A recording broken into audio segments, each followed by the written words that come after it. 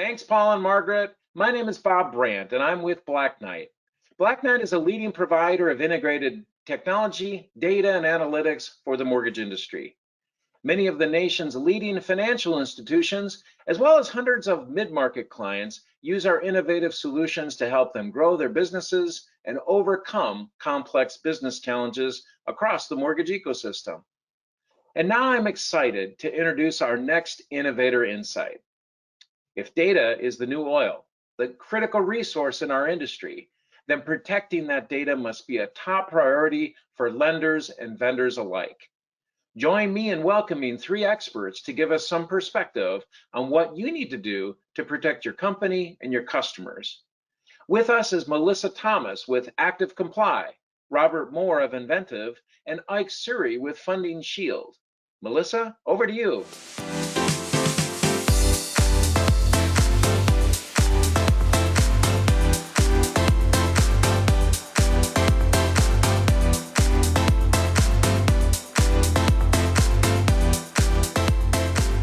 That introduction, and welcome everyone to our Technology for Risk Management session.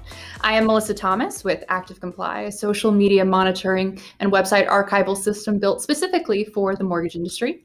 And with me today, I have Robert Moore, who is president of Inventiv, which provides a variety of tech services for mortgage and banking clients with over 30 years of experience in the mortgage industry. Welcome, Robert.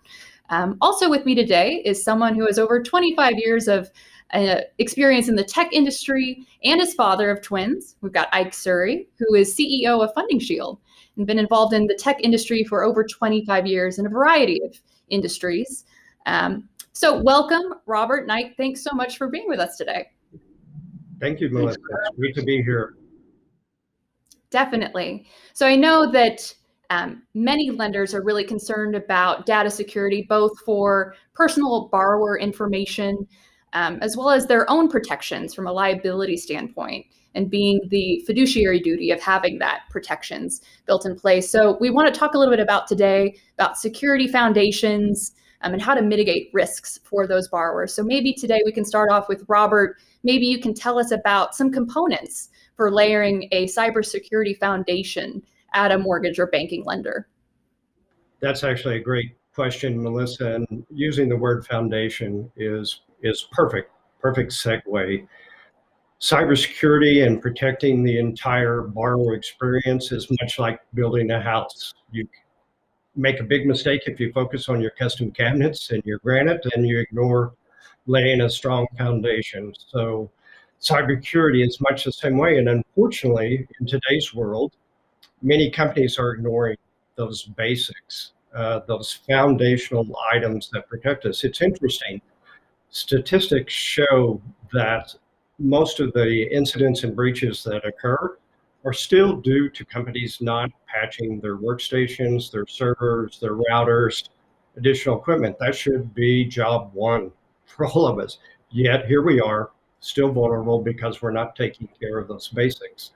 So extremely important. I've kind of laid out 5 things that I think all companies should focus on to lay a good foundation. And this is important to protect the borrower experience from the very beginning all the way to the end. You know, we have all of these beautiful point of sale systems and other tools like that, but they just don't do any good if we're not protecting the borrower from outside threats, protecting our own data, protecting all of that NPI. So with that, I'm going to highlight 5 things that are very important. Job 1. Conduct a cybersecurity assessment if you haven't done so in the past. This lays the baseline for where you're at, identifies gaps in your security, gaps in your network, gaps in your protection. It also is going to take a look at your backup procedures, your disaster recovery, business continuity. So it's very important to lay that baseline, know where you stand, and then you can develop a great program for moving forward and protecting. Second foundational item, you should have a robust set of cybersecurity policies. This is needed in today's world, as most of you know, if you've gone through any California state audit or Texas state audit recently. how they're focusing on that. I just helped a mortgage client get through their California audit a few months ago. So it's required, but it's just common sense to have these protect your organization. This also helps set expectations for your employees so they know what to do in a variety of situations, and they understand what their responsibility is in this. Another interesting statistic, 43% of all incidents and breaches are people related. So that's your weakest link. Cybersecurity policies help set the framework for educating and protecting in that area. Related to that is item 3, which is having a robust incident response program. This is related to your policies. It's part of that cybersecurity policy framework, but this is your plan, your program for how you're going to deal when an incident occurs or when a breach occurs. I just got to tell you, most companies fail miserably here. They do not know what to do. They try to hide it. They ignore it. They hope it'll go away. Incident response program identifies everybody that you need, from your attorney to your marketing person to your PR firm, et cetera, et cetera. It's not just technical. And it identifies whose job is what, when they're going to do it, and then what this does as a company enables you to get out in front of any bad PR. Your biggest concern, of course, is the threat to your NPI, but beyond that, you, as a company, you face the risk of lost revenue, and you face a huge amount of reputational risk. The IRP helps you protect yourself, get out in front of that, and be proactive as opposed to reactive. And then another thing, going back to the fact that almost half of all the incidents are people related, another foundational item is implementing security awareness training. This is just paramount to my mind. You've got to train your people to be on the lookout for ransomware, phishing attacks, social engineering, fraud attempts, and it occurs throughout.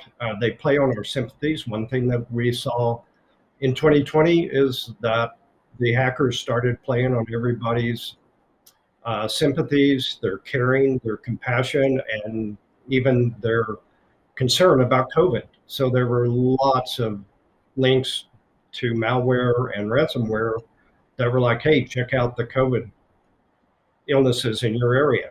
Yeah, not so much. That was not what it was, and it led to downloading malware on their computers and stuff. So security awareness training is very important.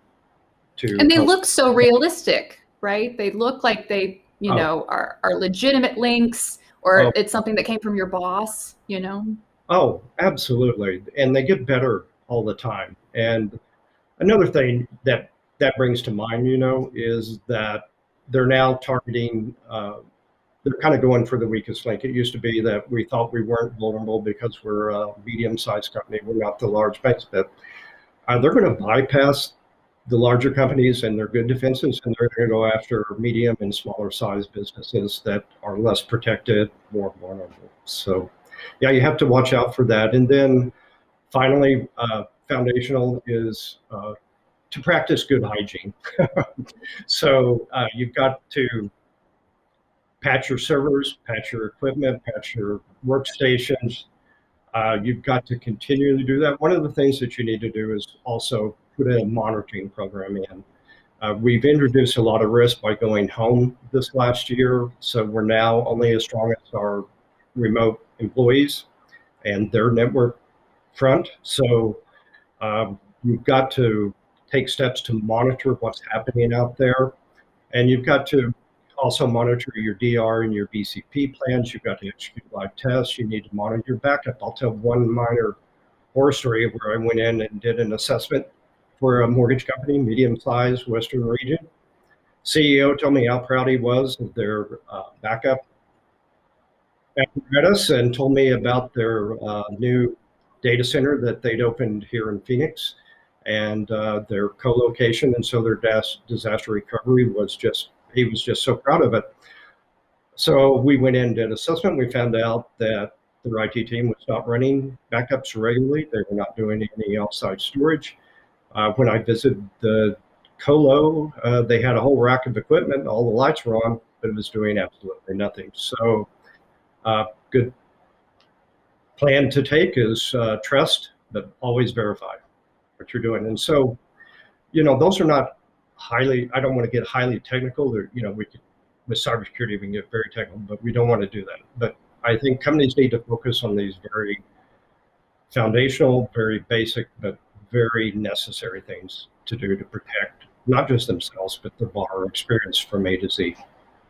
And you bring up a good point that I think very often a lender will have a policy just to hit that checkbox of, I have it and I'm good and I know that the system's working and I feel really comfortable about what I'm doing as a lender. But not just having a policy, but actually being able to very quickly implement, especially those crisis management ideas when it comes up, because it's not if, it's when, really, for a lot of these items. So you bring up a good point. So on that note, we're talking about the protections when it comes to a lender and the foundations around that. Ike, maybe you can talk to us a little bit about how the mortgage industry can mitigate risks for the borrowers, or what borrowers can do, from a title perspective, things like that. Sure. Thank you for that, Robert. That was very helpful and insightful. We obviously are in the same space and complement exactly what you're doing to the industry as far as using technology to better the experience for the American dream. So the whole mortgage industry and its transactions start from some American looking to buy a home and fulfilling their American dream. And it triggers the transactions to a degree that everybody else gets involved in facilitating that dream.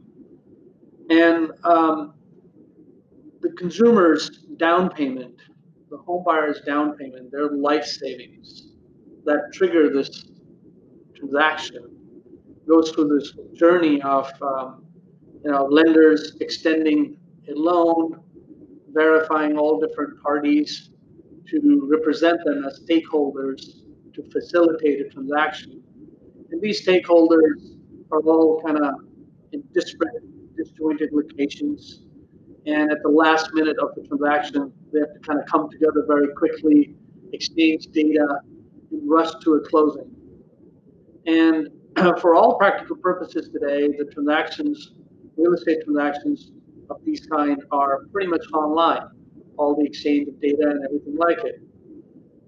And so it creates a perfect storm for any bad actors, be it internal or be it external, or be it your hired guns on behalf of the lender or those who are trying to help the borrower. Leaves a lot of room for bad players to perpetrate and come into these point of entries to take advantage of workflows that are vintage or disjointed or vulnerable. The spike in acceleration of digitization of the industry has led to speeding up the process, yes, but at the same time, it's also accelerated the speed towards vulnerabilities where if you're not technologically competent, you're going to have exposure to theft, misrepresentations, fraud, and risk. So when it comes to consumers, it's not just the consumer's down payment that needs to be protected and prevented, but it's the last leg of the transaction where everybody else is involved trying to facilitate the consumer. And so there's so many different points of entries and pain points where these vulnerabilities exist. And a comprehensive approach, which requires preparation, awareness for all parties, which Robert very profoundly explained and shared. What we try to do is come in, data becomes the DNA in the blood in the transaction. So data transmission, data integrity, data security, data use, and real-time data is the most important part of these workflows and parties working together. And we're all about that. Our software solutions are designed to help a consumer not to get taken, but providing them a tool on behalf of the lenders so they can verify that and validate that their monies are going to the right qualified licensed party. That's first and first. When the transaction comes to that point, we want to make sure that that's in place. In order to do that, you need to have an ecosystem, unlike the securities exchange where data is real time for financial instruments. It's already been packaged in such a way that it can trade instantaneously under presentations. In the real estate industry, when this happens, unfortunately, that's not the case because it's an entirely different world. And it so becomes a heavy burden and a challenge, especially after 2008 crisis on the lenders, that any wrongdoing ends up being on their shoulders, and the penalization, the fees, the reputational risk ends up being very large. And so, how do you go manage these stakeholders that are representing you in different states, different counties, different laws, different jurisdictions, licenses, and you can't rely upon self-attestations on nonprofit organizations where people say I'm a member of Malta, for example. They're all there for good reason, but self-attestation is no good. No one's really verified it. And a phone book or a reference to like, yeah, they were in good condition 6 months ago or in the last publication is no good. You need real-time data access. You need real-time data verification. So when you talk about e-closings, it's a great path towards simplifying and improving the journey for a customer and the customer's transaction from all different parties engaged in it. And it's accelerated things. That's great. But they don't necessarily verify that and validate that the transaction is airtight from any misrepresentations, errors, risk, fraud, or wire fraud or title fraud issues. Our automation does that. We have this ecosystem and automation in place that deals with real-time data, real-time vetting, verification. We call it just-in-time, the acronym that JIT came from Japanese in the auto industry many years ago, decades ago. And it's the same thing here, just-in-time information, just before the closing, so things have not changed. You know, with the work from home environment, the vulnerabilities have only increased. Who knows what Wi-Fi you're using or what service provider you're using that got hacked or got infiltrated? Who knows if you're using your spouse's, kids, or colleagues' laptop or computer? Who knows if the passwords have been compromised? And all those things do make an issue. One of the reports that we're coming out with, I can highlight, is that we come out with an index every quarter. For the last several years, it's the only index in the market when it measures this fraud and title and wire fraud issues. Wire and title fraud risk has spiked in the first quarter of this year, while closing and settlement firms leveraging RON, e-closings, and automation technologies and various cybersecurity breach events have taken place in massive scale. This prolonged work from home policies, as well as customer convenience demands have driven the need to expand and leverage many of these e-closing technologies, which is great, but such solutions are not fraud prevention tools. Comparing Q1 2021 results versus Q4 2020 results, there was an alarming increase in fraud and risk exposure surrounding CPL, Certified Protection Letter errors, issues of about 163% rise, a 22% increase in CPL agent validation errors with title insurance, a nearly 141% increase in state licensing issues. These issues highlight production errors, misrepresentations, control issues, funding control issues, inaccurate data being used, static data being used, and it leaves a lot of room for ideal conditions for fraudsters to prey upon all this. You know, in general, there was an overall error rate increase of 19% in 2020 Q4. This quarter, we just finished our analytics. It's 35.77%, an overall error growth rate of 88%. You know, this is insane. It's just an ideal market for those who are not prepared from all different angles to be just waiting to be taken. So hopefully that kind of puts my arms around explaining, customer journey starts from someone's dream of buying a home, their down payment and lifetime savings of amount of money is at risk. Without that making it to the closing, no one can participate in facilitating a transaction. And we have a first-to-market product, which is called Consumer Wire Account Verification Service, that facilitates that tool to leverage to make sure your money is headed to the right place. It's being provided by lenders to consumers to ensure that they're safe. And then the other side of it is, once the money does make it there, what about if the money is in the right hands? What if the representations that have been made are proper, improper, information that has been altered, breached, and so on? What about security there? Because that's where the major part of the legwork is. We have to ensure that that's in place so that the consumer is not left at the altar waiting for a transaction to close, and it suddenly is not a good airtight, compliant, regulatory compliant transaction. And so the last of the discrimination of dealing with lenders, their stakeholders, all that comes into play. And to that point, wire fraud has always been a concern. Cybersecurity has always been a concern, but 2020 was indeed unique, where we had two different aspects at play. We had the pandemic, where we had to work from home and suddenly expedite any e-closing measures we were going to be taking, right? So a lot of corners might have been cut. Maybe there was some DIY where you were trying to apply existing measures that you used to do in office online, which was very tricky. As well as we had a huge spike in business to where it was so hard to manage the influx. So there was two different reasons for things to be appealing to those nefarious characters, right? They saw a great opportunity, right? Absolutely. Yeah, it was prime. It was just perfect storm for bad players to come in. And unfortunately, as much as, to your point, the production spiked, interest rates were in favor, and so on, and it allowed people to invest into technology, embrace technology, bring it home. Some have been very successful in executing on that. Not everybody is capable of executing to perfection. They need tools that are simple, secure, safe, and rudimentary so that they don't feel afraid of embracing technology. The brain trust with the lenders is enormous.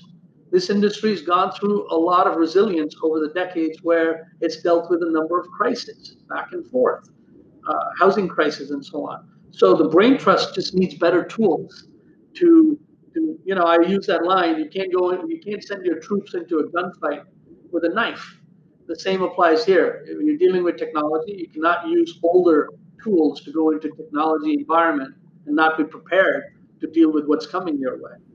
And we've been in here a year, right? It's been a year's worth of the pandemic and we're working out the kinks. Now is the time where lenders should definitely reevaluate their current process, whether it was the burden was placed on them, or if they were using a third-party vendor, was that successful? Did you feel secure? Things like that. Now, what it sounds like the base for both Ike and Robert is really training is the foundation for a lot of this as well, because it comes down to people errors, human errors, right? So maybe, Robert, you can start us off with some ideas around policies, procedures, training items that would be important when it comes to cybersecurity, threat detection, risk management.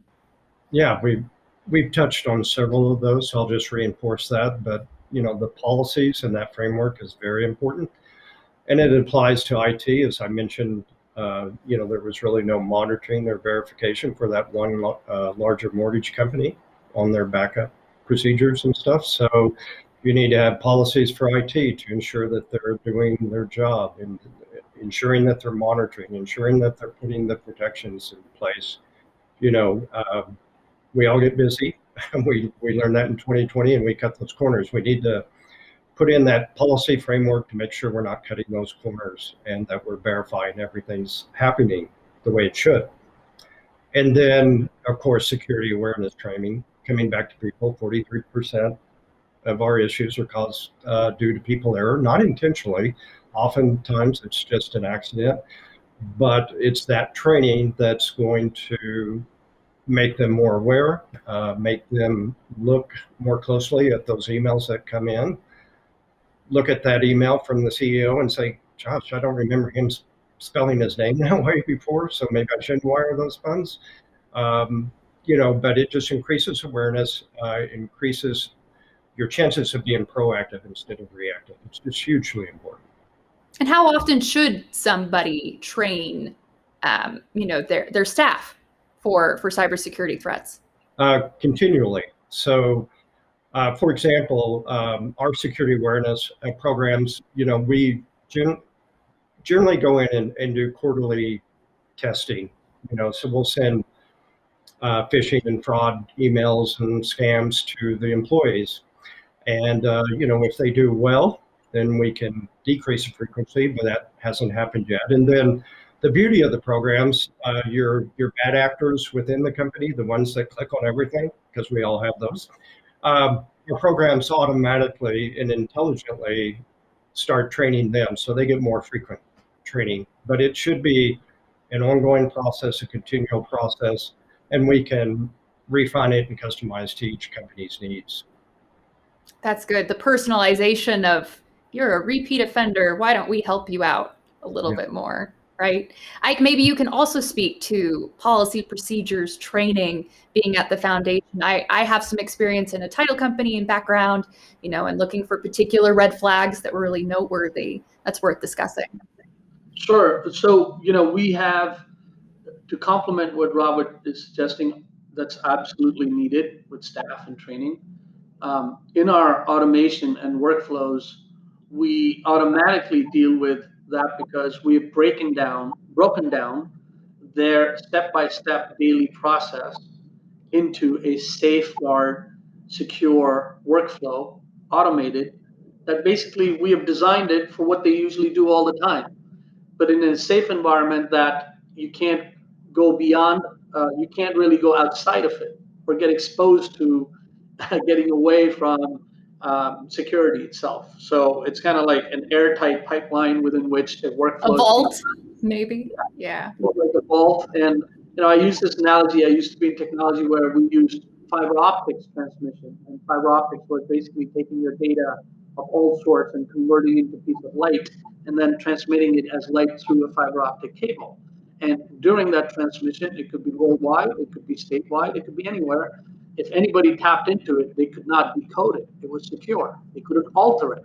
So in a way, we've created a workflow in our process, which is a SaaS-based solution, that even if people wanted to break away from routine and skip or cut a corner, they're not allowed to. They have to verify that the process will not move forward unless you've verified and validated every step of the way.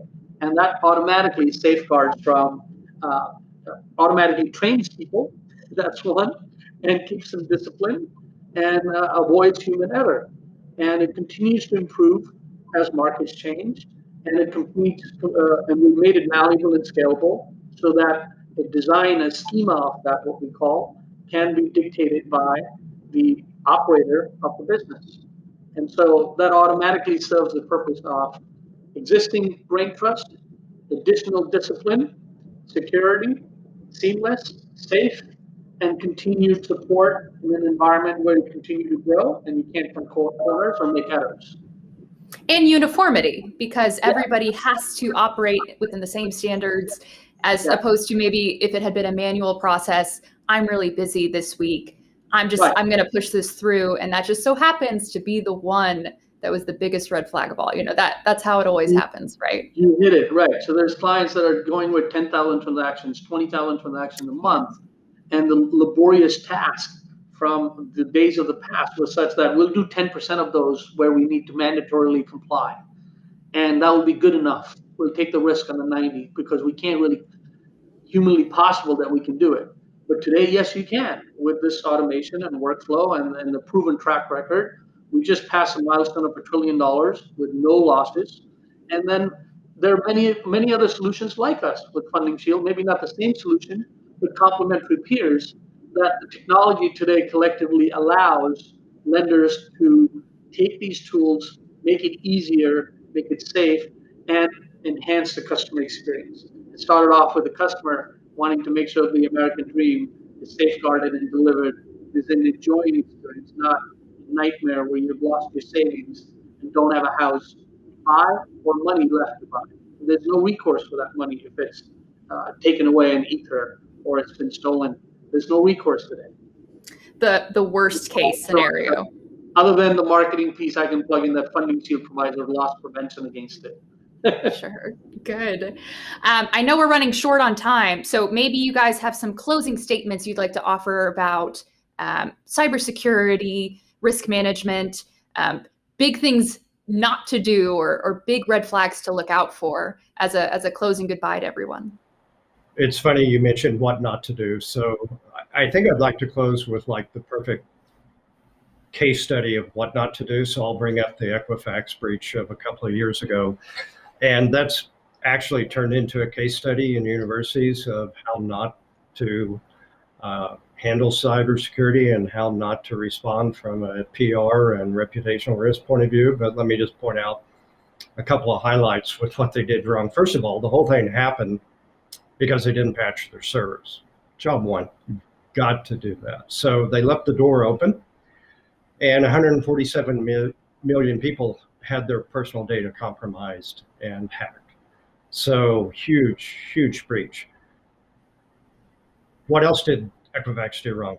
One, they didn't own up to it. They hid it for weeks upon weeks, and they didn't admit that it happened until they actually got caught and it was out in the public space. So they had a huge revenue loss. They finally settled for $380+ million. The reputational risk was, our loss was immense. And then, I don't know who thought of their incident response plan, but, I don't think it was a good idea after the breach became public to then turn around to these 147 million people and offer their own LifeLock equivalent software to sell it to them. I mean, I can't think of a bigger gap. So that's kind of a case study in what not to do. And then one last small thing I'm going to throw out. A company recently was hacked. All of their systems were compromised by ransomware. All of their backups were compromised by ransomware. They couldn't get to anything. Well, guess what? They didn't have a paper copy of their DR plan or their incident response plan. So they had no idea what to do because it was also. So note to the wise, keep a paper copy of all your DR, BCP, and your incident response program. Things to remember. Sure. To that question, because we got to wrap up. I think leaders of companies should embrace technology, knowing what's easy, plug and play, malleable, scalable, so they can manage their bottom line as well. Technology is not just a cost anymore. Technology is a necessary evil. It's actually a great tool and an asset that helps you prevent losses and enhance customer experience and increase your throughput and decrease your cost of production. At that moment in time, technology is a great partner to the bottom line in all those aspects. So I would encourage everybody in market leaders, they all are doing it. It's a matter of who does it right, with the right balance, with the right partner, and with proven track record. So the American dream can be a good experience.